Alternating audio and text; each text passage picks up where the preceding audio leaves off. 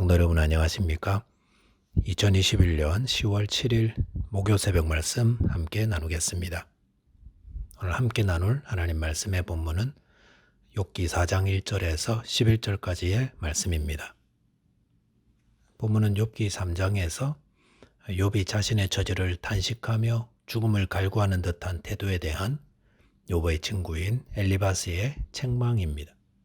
본문을 통해서는 참 위로자의 모습은 어떻게 해야 되는지에 대한 교훈을 함께 묵상하겠습니다.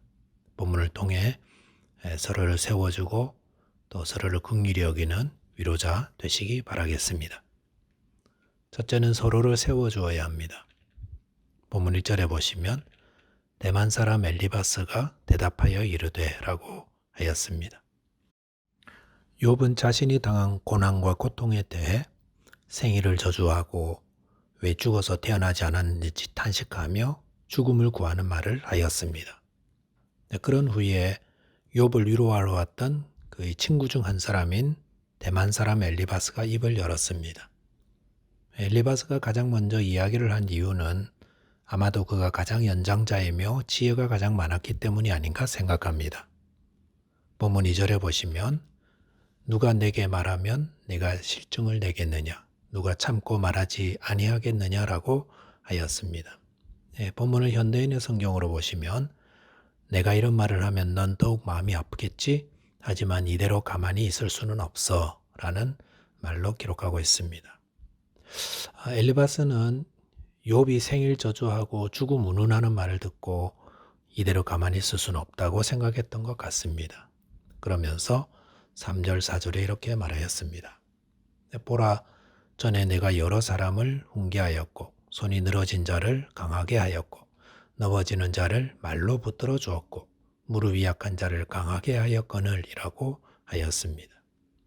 이 말은 고난이 오기 전에 욥이 행한 선한 일들에 대한 기록입니다. 욥은 잘못한 이웃을 경책하여 바르게 인도하였고 희망 잃은 자를 격려하고 용기를 내게 해주었으며 약해진 자들을 따뜻하게 격려하고 일으켜 주었던 자였습니다. 욥의 친구들도 욥의 행한 이런 선한 일들을 인정하고 있었다 할 수 있습니다. 그런데 본문 5절에 보시면 이제 이 일이 내게 이름에 내가 힘들어하고 이 일이 내게 닥침에 내가 놀라는구나 라고 하였습니다. 엘리바스는 욥이 다른 사람들이 고통 가운데 있을 때는 그들을 격려하고 위로하며 잘 세워줄 줄 알면서도 어떻게 자신이 그런 상황에 이르자 왜 이리 힘을 못 쓰고 놀라서 죽음 운운하며 힘들어하느냐라고 은연중에 책망하고 있습니다. 또한 6절에 보시면 내 경유함이 내 자랑이 아니냐, 내 소망이 내 온전함이 아니냐라고 하였습니다. 이것은 욥이 하나님을 경외하는 믿음을 가지고 있었고 그는 온전하여 흠이 없는 삶을 소망하고 있었는데 막상 이런 고통을 당하고 나니 그런 믿음과 그런 소망 어디 갔느냐라고 비난하는 것입니다. 엘리바스가 이처럼 욥을 책망하며 비난하는 듯한 말을 하는 것은 어쩌면 고통 속에 사로잡혀 과거의 그 멋지고 경건한 욥이 믿음도 소망도 다 잃어버린 것에 대해서 정신 차리게 하려고 그렇게 말했다 할 수도 있습니다. 하지만 엘리바스가 알지 못했던 것이 있습니다.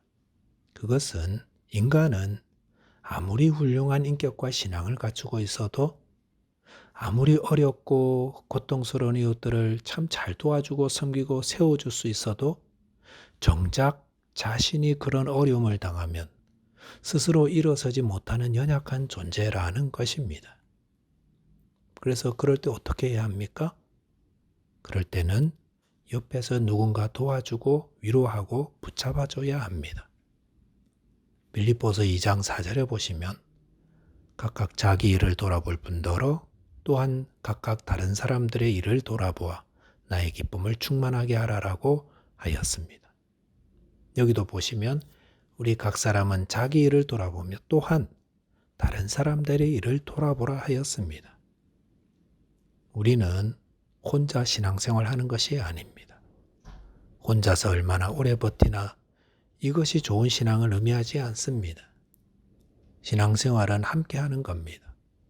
어려운 일이 있으면 돌아보고 세워주고 또 내가 힘들 때는 누군가의 돌봄과 섬김으로 세움받는 것이 바른 신앙의 모습입니다. 에베소서 4장 32절에서도 서로 친절하게 하며 불쌍히 여기며 서로 용서하기를 하나님이 그리스도 안에서 너희를 용서하신 것 같이 하라라고 하였습니다. 아무리 뛰어난 인격과 신앙을 가진 자라도 고난당하면 흔들리고 쓰러질 수 있습니다. 저와 여러분이 서로 돌아보시되 친절과 긍휼히 여김을 가지고 혹 잘못이 있다면 용서함으로 서로를 굳건히 세워주시기 바랍니다. 두 번째 묵상할 내용은 성급하게 정죄하고 비난하지 말아야 한다는 것입니다. 본문 7절에 보시면 생각하여 보라 죄 없이 망한 자가 누구인가 정직한 자의 끊어짐이 어디 있는가 라고 하였습니다. 이 말은 죄 없이 망한 자는 없고 정직하는 자는 절대로 끊어지지 않는다라는 반어법의 표현입니다. 엘리바스가 지금 무엇 말하려고 하는 것입니까? 욥이 지금 당하는 고난은 그의 죄 때문이라는 것입니다. 욥은 지금 자기 죄 때문에 이렇게 고난당하는 것인데 그걸 좀 알고 회개하라는 것입니다. 욥이 자기 죄로 이런 고난당한다는 것은 엘리바스가 이렇게 생각하는 것은 8절을 보면 더욱 분명해집니다. 내가 보건대 악을 밭갈고 독을 뿌리는 자는 그대로 거두나니라고 하였습니다. 이 말은 우리 속담에 뿌린 대로 거둔다는 것과 같은 내용입니다. 그리고 9절 보시면 다 하나님의 입기운에 멸망하고 그의 콧김에 사라지느니라 라고 하였습니다. 이것은 악인은 하나님이 벌하신다는 하나님의 공의를 이야기하는 겁니다. 그러면서 10절, 11절에서 사자의 예를 들며 사자가 아무리 정글의 왕이라도 하나님의 콧김에 사라지듯 욥도 그의 죄 때문에 이렇게 이빨 빠진 사자가 되었다는 겁니다. 엘리바스는 무엇에 근거하여 이렇게 이야기합니까? 하나님의 공의입니다. 하나님의 공의란 악한 자는 하나님이 반드시 벌하시고 또 의로운 자는 상 주신다는 생각입니다. 그런데 엘리바스가 알지 못했던 것이 있습니다. 그것은 하나님의 공의를 너무 좁은 시각으로 바라봤다는 거지요. 하나님은 공의의 하나님 맞습니다. 그러나 그것은 큰 그림으로 보아야 맞습니다. 하나님은 반드시 죄인들을 심판하시고 멸하십니다. 그런데 그 하나님의 공의는 끝까지 가봐야 드러납니다. 그 말은 오늘 악을 행했다고 바로 벌받고 이런 것이 아니라는 거지요. 이 땅에는 악을 행한 자가 모든 것이 형통하며 또 반대로 선을 행하는 자 가운데 고통받고 있는 그런 일들이 얼마나 많습니까? 그래서 그런 것들에 하나님의 공의라는 잣대를 들이대면 잘 맞지 않습니다. 하나님 마음에 합한 제사를 드린 의로운 아벨은 어떻게 되었습니까? 질투하고 분노한 형에게 비참하게 죽임을 당하였습니다. 이런 일들이 우리 주변에도 참 많이 일어나지 않습니까? 그래서 전도서 7장 15절에 보시면 자기의 의로움에도 불구하고 멸망하는 의인이 있고 자기의 악행에도 불구하고 장수하는 악인이 있느니라 라고 하였습니다. 왜 이런 일이 있는 겁니까? 왜 악을 행하는 자는 승승장구하고 의를 행하는 자는 손해보고 멸망할까요? 그럴 때 하나님은 어디 계십니까? 이런 질문이 생길 때 우리가 기억할 것이 있습니다. 그것은 끝까지 가봐야 한다는 겁니다. 그래야 하나님은 공의로우신 분이심을 알 수 있습니다. 하나님은 공의로우신 분입니다.